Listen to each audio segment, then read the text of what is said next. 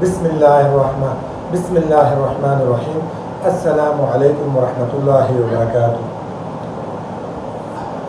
My dear students, हमने शुरू किया हुआ है शेर मोहम्मद चौधरी की बुक से चैप्टर 5 यानी थर्ड ईयर की बुक से हमने चैप्टर 5 इंडेक्स नंबर को सॉल्व करना शुरू किया हुआ है।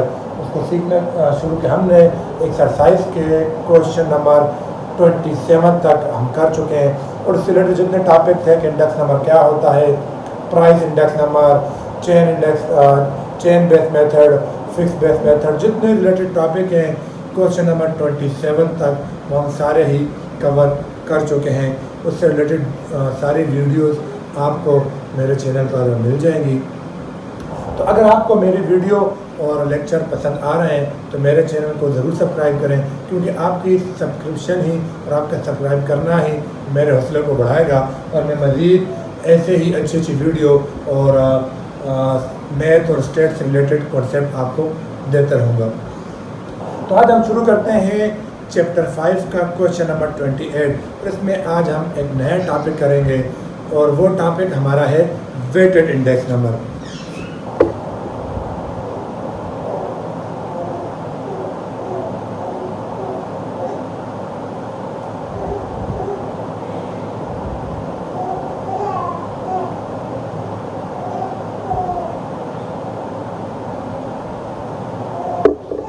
वेटेड इंडेक्स नंबर क्या होता है? हमने पहले एक वीडियो में मैंने आपको ये सिखाया था कि इंडेक्स नंबर की दो टाइप्स होती हैं, अनवेटेड इंडेक्स नंबर और weighted index number.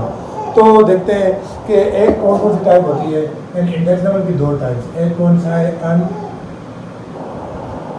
Unweighted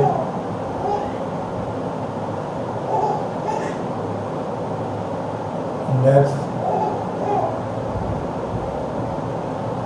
number. Unweighted index number का क्या मतलब है कि अनवेटेड इंडेक्स नंबर में हमारे पास कोई वेट नहीं होता, हमारा इससे कंसर्न नहीं होता कि अगर कोई कमोडिटीज है तो उसकी क्वांटिटी से हमें कोई यानी दिलचस्पी नहीं होती, हमें कोई इंटरेस्ट उसमें नहीं होती। हम सिर्फ प्राइस में हम अपनी इंटरेस्ट रखते हैं और प्राइस से ही मुतालिक हमें क्या नाम है इंडेक्स नंबर ढूंढना होता है, उसी को कंपैरिजन करना होता है, उसी की रेशो निकालनी होती है। यानी हम उसमें अपनी जो क्वांटिटी है उसको बिल्कुल ही निग्लिजिबल कर देते हैं, इग्नोर कर देते हैं, हमें उससे कोई रिलेटेड नहीं होता। जैसे कि मिसाल के तौर पर मैं कहूँ कि शुगर की प्राइस आजकल है 110 पर केजी, तो मुझे सिर्फ उस 110 से दिलचस्पी है, मुझे ये नहीं ज़रूरत या ये मुझे नहीं चाहिए कि कितने शुगर यूज़ हुआ है या कितनी क्वांटिटी यूज़ हुई है। अनवेटेड इंडेक्स नंबर में हमारे पास क्या होता है, नो वेट होता है।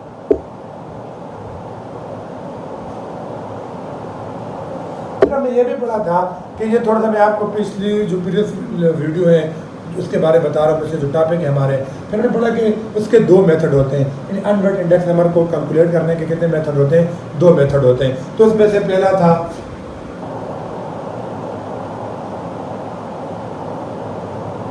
सिंपल एग्रीगेटिव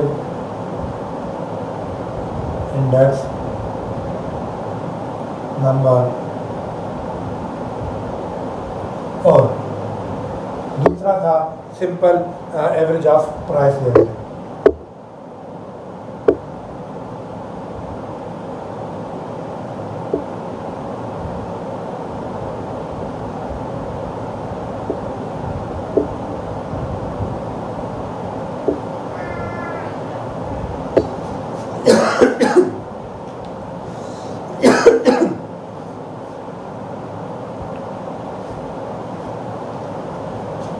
जी बेटा, तो ये दो हमारे पास मेथड थे, यानी अनवेटेड इंडेक्स नंबर को कैलकुलेट करने के ये दो मेथड हम सीख चुके हैं। क्वेश्चन नंबर 27 तक हमारे पास जितने क्वेश्चन थे वो सारे अनवेटेड इंडेक्स नंबर के थे।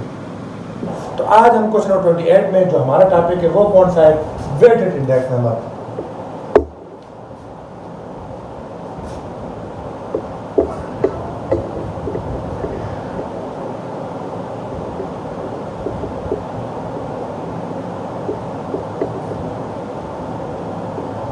वेटेड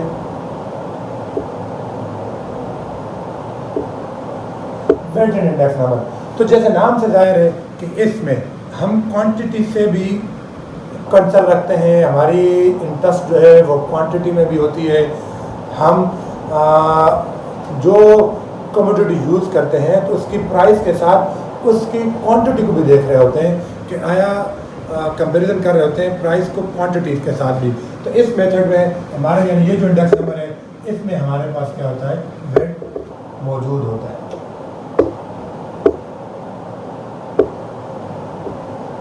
और जो हमारे पास क्वांटिटी आ जाती है हम उसी को ही क्या नाम है एज ए वेट लेते हैं।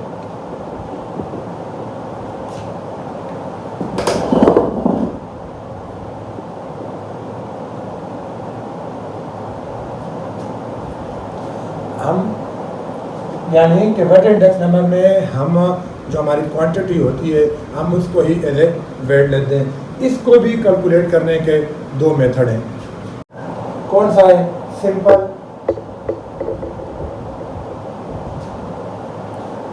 यानी weighted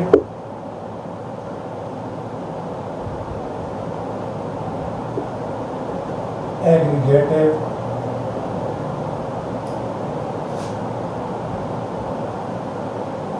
index number, weighted index number. इसमें हम क्या करते हैं, जो हमारे पास क्वांटिटी होती है हम उस क्वांटिटी को एज ए वेट लेते हैं, यानी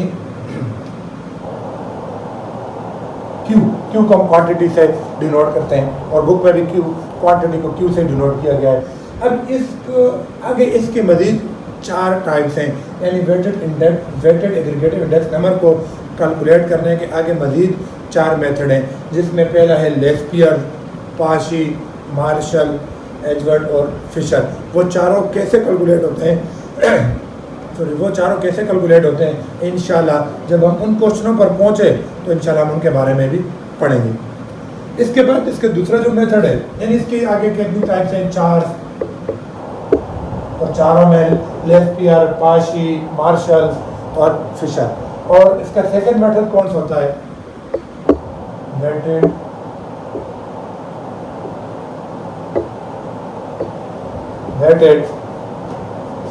average of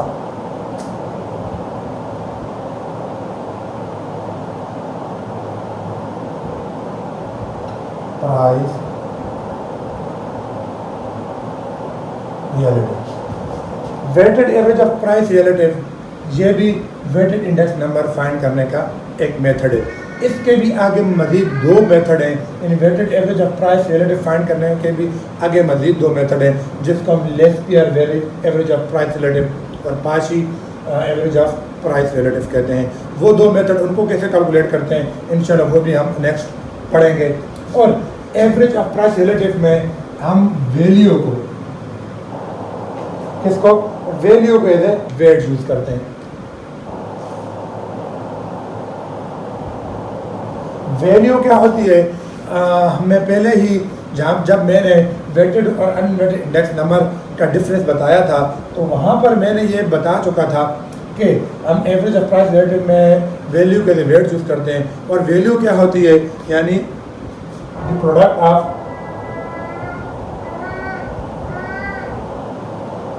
of price and quantity is called value. यानी इंडेक्स नंबर में हमारे पास जो प्राइस और क्वांटिटी का जो प्रोडक्ट आता है हम उसको वैल्यू का नाम देते हैं। तो आज हम इंशाल्लाह देखते हैं कि क्वेश्चन नंबर 28, 29 में हमें कहा गया है कि weighted aggregative index number find करें और weighted average of price relative find करें। तो पहले देखते हैं कि वेटेड एग्रीगेटिव इंडेक्स नंबर को फाइंड करने का क्या फार्मूला है। मैं सामने फार्मूला लिख देता हूँ कि P0n is equal to summation Pn Q0 by summation P0 Q0 multiplying by 100। ये किसको फाइंड करने का फार्मूला है, वेटेड एग्रीगेटिव इंडेक्स नंबर का, और यही हमारा क्वेश्चन नंबर 28 में यूज होगा। अच्छा, इसके बाद क्वेश्चन नंबर 29 में हमारे पास weighted average of price relative find करने को कह रहा है। तो उसका फार्मूला भी मैं यहाँ पे लिख देता हूँ कि P not N is equal to summation P N by P not multiplying by P not Q not dividing by summation P not Q not multiplying by 100। तो weighted average of price relative find करने का ये formula है, weighted aggregative index number को find करने का ये formula है। ये दोनों फार्मूले हमारे पास क्वेश्चन नंबर 28 में, क्वेश्चन नंबर 29 में और इन दोनों क्वेश्चनों में यूज होंगे। तो आज हम क्वेश्चन नंबर 28 और क्वेश्चन नंबर 29 करेंगे, तो इससे हमें क्लियर हो जाएगा कि how to find weighted index number. तो चलो स्टार्ट करते हैं क्वेश्चन नंबर 28। तो अभी हम चलते हैं क्वेश्चन नंबर 28 की तरफ। तो इसमें ये हमें क्वेश्चन 28 दिया हुआ है और हमें कह रहा है कि a firm divides its material into 4 main groups and tries to estimate the overall effect of price change by producing an index number weighted according to the ton ages used in 2003. Calculate this index for 2007 from the following information and comment on the result. तो अब देखिए बेटा, ये question number 28 में हमें 4 groups दिए हुए हैं और 2003 और 2007 में हमें प्राइसेस और उनकी रिलेटेड जो वेटेज है ना वो हमें दिए हुए हैं। तो जो वेट होगा हम उसको एज ए क्वांटिटी लेंगे। तो 2003 जो है ना वो हमारे पास क्या है, बेस है, ये है। और 2007 जो है हमारे पास करंट ईयर है, मतलब 2003 की ये जो टन्स है ना ये हमारे पास हो जाएगा क्यू नॉट और 2003 की जो प्राइस है हमारे पास हो जाएगा पी नॉट। ऐसे ही 2007 का जो हमारे पास ये वेट है ये हमारे पास हो जाएगा क्यू एन और 2007 की जो प्राइस है ये हमारे पास हो जाएगी पी एन। तो अब हम निकालते हैं अपना weighted aggregative price index number. उसके फार्मूले अभी हम पढ़ चुके हैं। तो चले स्टार्ट करते हैं क्वेश्चन नंबर 28 को। तो डियर स्टूडेंट्स, ये देखें मैंने डेटा लिख लिया है क्वेश्चन नंबर 28 का जो अभी हमने उसको रीड किया।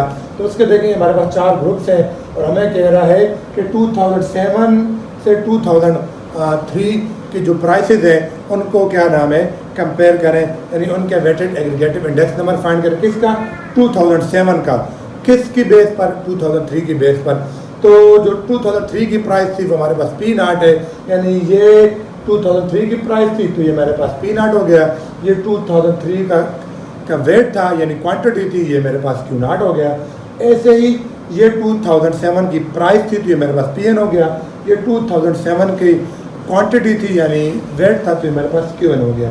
अब वेटेड इंडेक्स नंबर का फार्मूला अभी हम पढ़ चुके हैं कि वेटेड इंडेक्स नंबर का फार्मूला क्या है कि P not N is equal to summation P N Q not multiplying by summation P not Q not, sorry P not N का formula summation P N Q not dividing by summation P not Q not multiplying by 100। तो सबसे पहले हमारे पास ये देखें हम क्या निकालेंगे, पी एन और क्यू नॉट का प्रोडक्ट निकाल लेंगे। तो पी एन और क्यू नॉट का प्रोडक्ट ये हमारे पास है, यानी आपने क्या करना है, ये करंट ईयर की price dividing by base year की क्वांटिटी, यानी 116 मल्टीप्लाइंग बाय 50 तो मेरे पास 5800 आ जाएगा। 42 मल्टीप्लाइंग बाय 120 तो 5040 आ जाएगा। 15 मल्टीप्लाइंग बाय 35 तो 525 आ जाएगा। 250 मल्टीप्लाइंग बाय 210 तो मेरे पास आ जाएगा 10,500 आ जाएगा। ठीक हो गया बेटा, यानी सॉरी 50 मल्टीप्लाइंग बाय 210 तो ये मेरे पास क्या आ जाएगा 10,500। यानी इन दोनों को मल्टीप्लाई किया, इन दोनों को मल्टीप्लाई किया, इन दोनों को मल्टीप्लाई किया और इन दोनों को मल्टीप्लाई किया। सॉरी मैं यहाँ पर ये कंफ्यूज हो गया था। ये देखिए ये मल्टीप्लाई किए तो मेरे पास पी एन क्यू नॉट आ गया, ये वाला मेरे पास आ गया। अब समेशन का मतलब है सम, इन तमाम को सम के 5800 प्लस 5040 प्लस 525 प्लस 10,500 तो मेरे पास आ जाएगा 221,865। अब डिनोमिनेटर में क्या है, पी नॉट क्यू नॉट, यानी जो बेस ईयर है उसकी प्राइस को उसकी क्वांटिटी के साथ क्या करना है, मल्टीप्लाई करना है। तो ये दोनों 50 मल्टीप्लाइंग बाई 85, तो 4250, इसको इससे मल्टीप्लाई करेंगे तो ये आ जाएगा। 35 को 10 से मल्टीप्लाई करेंगे तो 350 आ जाएगा। 210 को 48 से मल्टीप्लाई करेंगे तो 10,080 आ जाएगा। अब इन समेशन मतलब इनका सम, तो इन चारों का सम किया तो मेरे पास आ गया 18,760। इन दोनों को डिवाइड करके 100 से मल्टीप्लाई किया तो मेरे पास आ गया 116.6। ये मेरे पास वेटेड एग्रीगेटिव इंडेक्स नंबर आ गया है फॉर द ईयर 2007। यानी ये जो है ये मेरे पास 2007 का डेटा है और ये मेरे पास 2003 का डेटा है। अब ये मुझे क्या बता रहा है, ये मुझे बता रहा है कि 2007 में जो प्राइसेस इंक्रीज हुई है इन कंपेरिजन 2003 वो कितनी है, 116.6, मतलब 16.6% प्राइस इंक्रीज हो गई है एज ए कम्पेयर टू 2003 में। यानी जो प्राइस 2003 में थी 2007 में वो उसी ग्रुप की जो प्राइसेस है वो 16.6% इंक्रीज हो गई है। तो हम लिख सकते हैं this mean that prices is increased 16.6% as a compared to 2003 and 2007। यानी 2007 में जो प्राइसेस हैं 2003 की प्राइसेस से 16.6% इंक्रीज हो गई है। तो ये क्वेश्चन नंबर 28 था। अब हम करते हैं क्वेश्चन नंबर 29 जी। तो अब हम क्वेश्चन नंबर 29 की तरफ जाते हैं और उसमें मैं कह रहा है the price and quantities of 3 commodities are shown below. ये हमें राइस, बार्ली और मेज़ का हमें क्या नाम है प्राइस और कमोडिटीज दे दी गई हैं 1998 और 2005 की। पहले पार्ट में क्या कहता है using 1998 as the base period and the base period quantities as a weight. कहता है 1998 की जो प्राइस है वो आपका यानी बेस पीरियड है और उसी की जो क्वांटिटीज़ है ना वही आपकी बेस पीरियड क्वांटिटी भी है। यानी 1998 की जो प्राइस है ये मेरा पी नाट है और इसकी ये जो क्वांटिटी है ना 1998 की ये मेरा क्यू नाट है। तो अब 2005 की जो प्राइस है वो मेरा पी एन हो जाएगा और 2005 की जो क्वांटिटी है वो मेरा क्यू एन हो जाएगा। तो आगे क्या कहता है compute the weighted aggregative price index and the weighted average of relative price index for 2005। तो पहले तो weighted aggregative price index same वही है जो हम क्वेश्चन नंबर 28 में भी कर चुके हैं और weighted average of relative price का फार्मूला भी हम पढ़ चुके हैं। तो चलें अब पहले पार्ट ए को करते हैं फिर पार्ट बी की तरफ जाते हैं। तो देखते हैं कि पार्ट ए कैसे सॉल्व होगा जी। तो ये हमारा क्वेश्चन हमारा 29 का पार्ट ए है जिसमें हमें weighted aggregative price index number find करना है और weighted average of relative index number relative price index number find करना है। ये हमारा कौन सा पार्ट है, पार्ट ए।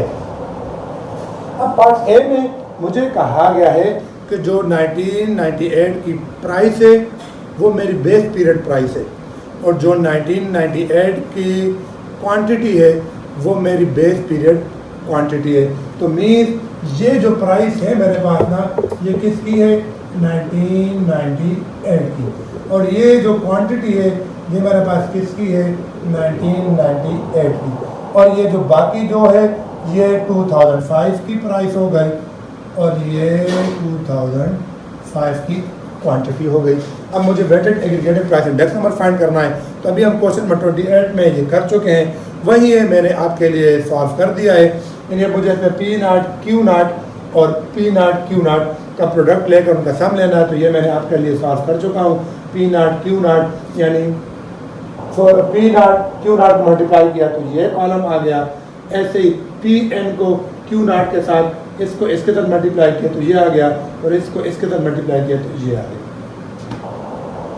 23.70 आ गया और पी एन क्यू नाट का सम किया तो 524.75 आ गया। इन दोनों की रेशो लेकर 100 से मल्टीप्लाई किया तो 84.14 आ गया। इसका मतलब ये है कि हमारे पास जो प्राइस है 2005 में एज ए कम्पेयर टू 1998 वो डिक्रीज़ हो गई है। कितनी डिक्रीज़ हुई है? 16% आप कह सकते हैं अप्रोक्सीमेटली हमारे पास डिक्रीज़ हो गई है। अब आते हैं weighted average of relative price की तरफ। तो इसके फार्मूले में हमें देखें क्या कह रहा है कि सबसे पहले हमने वैल्यू इंडेक्स फाइंड करना है। मैं बता चुका हूँ कि एवरेज ऑफ रिलेटिव प्राइस में हम वैल्यू को एज ए क्या लेते हैं क्वांटिटी, वैल्यू के एज क्वांटिटी ले रहे हैं। तो इसमें देखिए पी एन और पी नाट की रेशो हमने निकालनी है। तो पी एन मेरे पास 3.15 है और पी नाट मेरे पास क्या है 3.50, यानी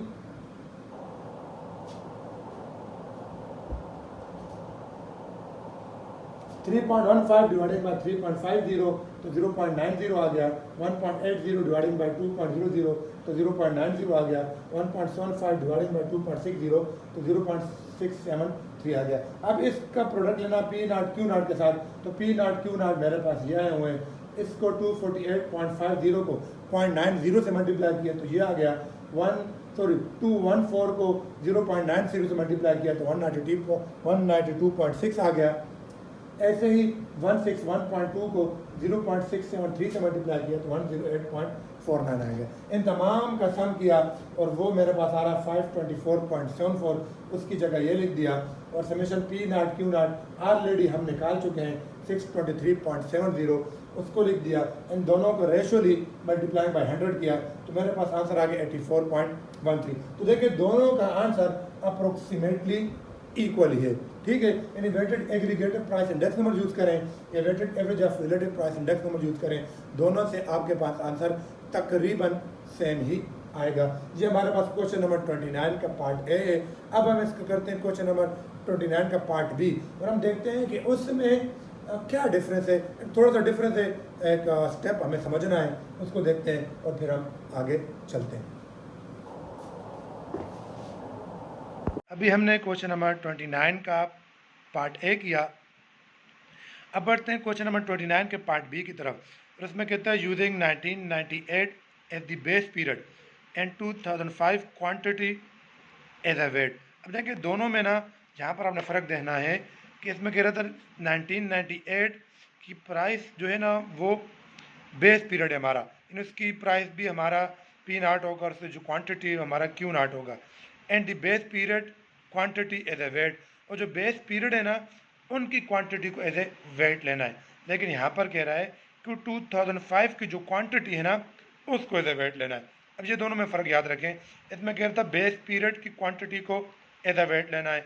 अब बेस पीरियड हमारे पास कौन सा था? 1998 था।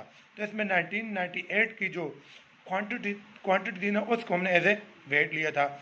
और अब 2005 की में पार्ट बी में 2005 का जो क्वांटिटी है ना यानी क्यू एन जो है उसको हमने एज अ वेट लेना है। दोनों में क्या डिफरेंस है अब देखते हैं कि फार्मूले में हमारे पास चेंजिंग क्या आएगी।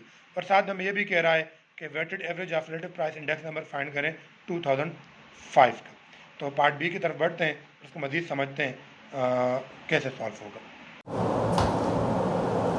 जी बच्चों, अभी हमारे पास क्वेश्चन नंबर 29 है, इसका डेटा है और अब हम करने लेंगे पार्ट बी। अब पार्ट बी में इसको हम कैसे सॉल्व करेंगे, पहले इसको समझते हैं कि इसमें है क्या डिफरेंस। देखिए बेटा, पार्ट ए में हमें कहा कि जो बेस पीरियड है उसकी क्वांटिटी को एज अ वेट यूज करें। तो बेस पीरियड हमारे पास कौन सा था? 1998। तो इसकी जो क्वांटिटी थी हमने उसको एज अ क्या यूज़ करना था? वेट यूज़ करना था। तो हमारे पास फार्मूला क्या बन रहा था? हमारे पास फार्मूला बन रहा था, ये देखें कि summation P N Q naught dividing by summation P naught Q naught multiplying by 100, यानी वेटेड एग्रीगेटिव इंडेक्स नंबर का। अब देखिए इसमें ना हमने देखिए क्यू नाट और क्यू नाट यानी बेस पीरियड की जो क्वांटिटी थी ना उसको हमने एज ए वेट यूज़ किया था। यानी अब देखें कि क्यू नाट के साथ पी नाट इनको मल्टीप्लाई किया था, यहाँ पर भी क्यू नाट के साथ पी नाट को मल्टीप्लाई करके इनकी रेशो निकाली थी। लेकिन अब हमें कह रहा है को पार्ट बी में कि 2005 की जो क्वांटिटी है उसको एज ए वेट यूज़ करना है। तो 2005 की क्वांटिटी हमारे पास क्या है, QN है ना, तो यानी अब Q जिधर जिधर Q नॉट था उधर क्या आ जाएगा, QN आ जाएगा, यानी हमारा फार्मूला चेंज हो जाएगा, जिधर जिधर Q नॉट था उधर क्या आ जाएगा, QN आ जाएगा। यह चीज़ आपने क्वेश्चन में देखनी है कि वेट जो है उसको हमने कौन सा लेना है, बेस पीरियड वाला लेना है या करंट ईयर वाला लेना है, ये जो भी हमें गिवन है, तो फिर आपके पास ये चीज़ चेंज आ जाएगी। दोबारा समझ लें कि पार्ट ए में हमें कह रहा था कि जो बेस पीरियड की क्वांटिटी है उसको एज ए वेट लेना है, तो हमारे पास बेस पीरियड की क्वांटिटी क्या थी, Q नॉट थी, तो Q नॉट को एज ए वेट लिए, तो हमारे पास फार्मूला क्या बन रहा था, यहाँ पर हमारे पास आ रहा था Q not.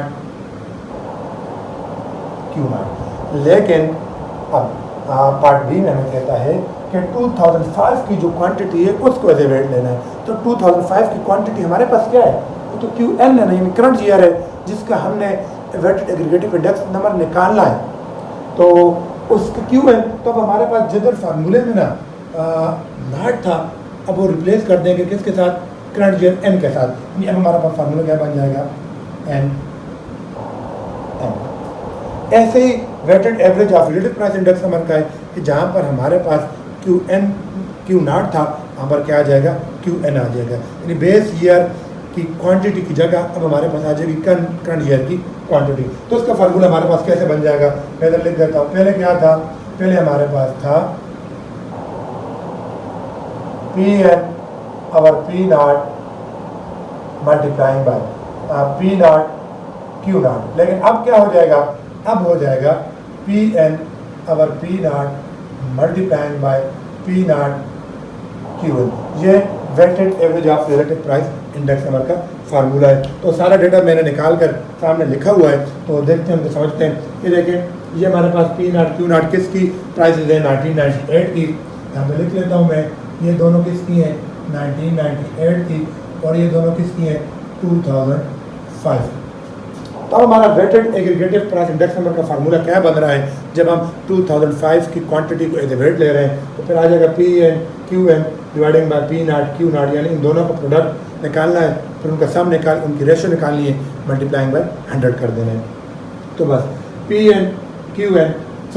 Not P not क्या है, 3.50, और QN क्या है, 80 मल्टीप्लाइंग बाय 3.50, तो ये आ गया। ऐसे ही 138 मल्टीप्लाइंग बाय 2, तो ये आ गया 57 मल्टीप्लाइंग बाय ये, तो 148 आ गया। अब नेक्स्ट PN QN चाहिए, यानी 80 मल्टीप्लाइंग बाय 3.15, तो ये आ गया 138 मल्टीप्लाइंग बाय 1.80, तो 248 आ गया। 57 मल्टीप्लाइंग बाय 1.75, तो 99.75 आ जाएगा। ठीक, अब इनका सब निकाला तो ये आ गया, इनका सब निकाला तो ये आ गया, दोनों की रेशो ली, रेशो ले लेते हैं। PN का 600.15 डिवाइडिंग बाय 704.2 मल्टीप्लाइंग बाय 100, तो ये मेरे पास आंसर आ जाएगा। कैलकुलेटर में आप कर सकते हैं, मेरे पास इसका आंसर आ जाएगा 85.22। ठीक हो गया। अब weighted average of relative price की तरफ जाते हैं, तो उसका फार्मूला हमारे पास समेशन PN और P naught multiplying by P naught QN, क्योंकि अब हमारे पास वेट एज ए 2005 की क्वांटिटी एज ए वेट है, तो QN आ जाएगा, यहाँ पर भी QN आ जाएगा। अब इसके लिए मैंने PN और P नॉट की रेशो निकाली, यानी 3.15 dividing by 3.50, 1.80 dividing by 2.0, 1.75 dividing by 2.60, ये तीनों प्राइसेस यानी तीनों वैल्यूज मेरे पास आ गई हैं। अब इनका प्रोडक्ट ले लेना है इसके साथ, 0.90 multiplying by this, 0.90 multiplying by this, and 0.673 multiplying by 148, and then we get these answer, sum all these values, in sum all these answer we get 600.14. Then find the ratio between 614.14 to the 704.2, we get the answer।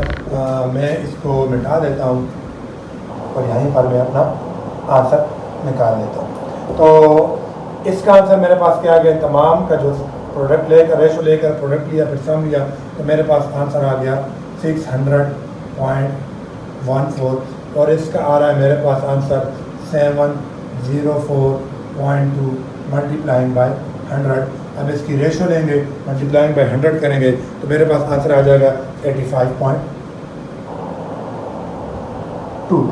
तो ये मेरे पास answer आ गया weighted average of relative price index. दोनों से answer same आया और ये मैं बता रहा है कि एज ए कम्पेयर टू 2005 जो प्राइसेस 1998 में थी 2005 में उन्हीं क्वांटिटीज़ की प्राइसेस कम हो गई हैं, अप्रोक्सीमेटली 15% डिक्रीज हो गई हैं। तो ये हमारा आंसर था। आज का टॉपिक हमारा पूरा हुआ।